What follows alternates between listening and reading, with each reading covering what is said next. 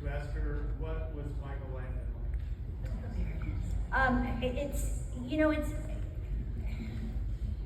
It's a question I actually get asked a lot, obviously, because he was so, he lives so large in so many people's hearts and souls.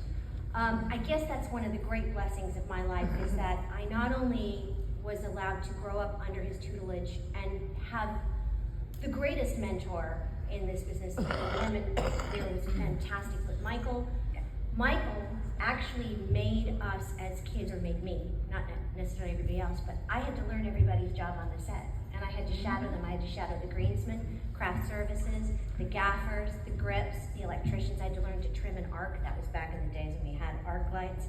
I had to spend a day with the transpo department. I had to spend a day with the wranglers, because he wanted all of us, but me in particular, to know that no one of us was more important than the other, and that if you take any one of us away, it all falls apart.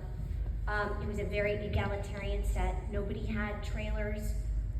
We all had a room on the honey wagon, Michael included. The only times there were ever trailers on our set, Winnebagos, was for Patricia Neal, who'd had a massive stroke years before and needed the rest, and Mariette Hartley, who was breastfeeding a newborn child.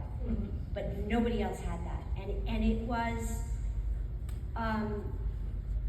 he was insistent that we respect everyone else around us and not feel that we were the end all be all. And then on the other side of all of it, all of the responsibility and the work that he did, how he did that, we would shoot all day, then he would go home and he would write all night. And then he would go in and cast, and he directed, and he produced, and he actually owned the company that we rented the equipment from, too.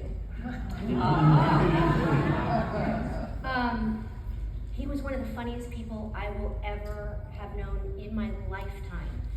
We spent most of the time on our set laughing really hard. And I would say 95% of that was Michael. He was a prankster. I was his absolute, that was another thing he mentored. I was also his co-conspirator. I was the one he actually got to do most of the dirty work for him. And gleefully and joyfully I did. And he was a second father to me. My youngest son is named Michael. Yeah. So I think that pretty much says it all.